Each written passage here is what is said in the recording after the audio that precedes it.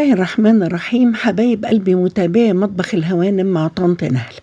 القرنبيط من الخضروات الشتوية الجميلة والمحببة لمعظمنا والمفيدة جدا. في منها الأبيض وفي منها الأخضر اللي هو البروكلي، وهقول لكم على استعمالاته.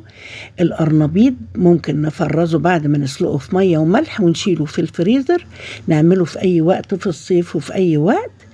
بنسلقه في مية وملح وكمون زي الكرنب بالظبط، وبيليق معاه البتنجان المقلي الجميل أو الترش البلدي. بعد كده هنقول بقى طريقته. بنجيب قرنبيطة كده حلوة وبنسلقها وبقطعها كلها بعدنا في قلب بعض، لأن ولادنا عادة بيحبوا الزهرة بياكلوها ويسيبوا العيدان، فضحكت على ولادي وقطعتها كلها.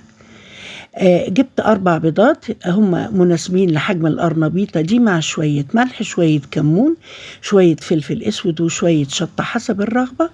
وبعدين بنحط لها شوية مية وبنضربهم في الخلاط، وبنخلي العجينة زي عجينة الكيك بالظبط. وبنحط عليها شوية بقدونس مفروم وشوية كزبرة، ممكن بتخلي الطعم حلو قوي. وبعدين بنحط القرنبيطة المتقطعة كلها بعيدانها في قلب الخلطة اللي عملتها، وبسيبها لمدة ساعة في التلاجة، وبعملها كده قرص رقيقة بالمقصوصة زي ما انتوا شايفين، وبحطها في زيت حامي وغزير، وبعدين بهدي النار علشان تبقى كريسبي. انا لقيت البتنجان البنفسجي الحلو ده في السوق، طبعا غسلته وقمعته وشقيته النص، قلبه ابيض ومفهوش بذور وجميل، وقليته في بركن كالعادة، قليته في الزيت مش في البتنجان.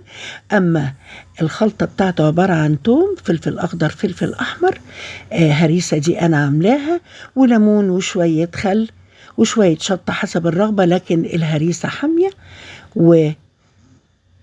وهرستهم، وبعد كده بعد ما اتقلى وطلع حطيت عليه الليمون وحشيته بالحشوة الحلوة.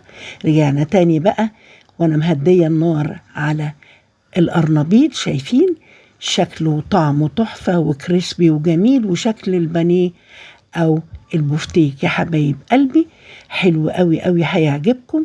شير ولايك وتفعيل الجرس، ويا ريت الاشتراك في القناة، وقولوا لي بتكلموني من اي بلد يا حبايب قلبي. انا خللت طماطم وحشيتها بنفس الحشوة بتاعة البتنجان، ومعاها العيش البلدي الجميل. القرنبيط الأبيض بنعمله طواجن باللحمة المفرومة زي ما قلت لكم، ومطبوخ ومقلي. أما الأخضر البروكلي بنعمله سوتيه أو شوربة خضار أو سلطة يا حبايب قلبي، مسلوق نص سلقة كده، وبألف هنا وشفا.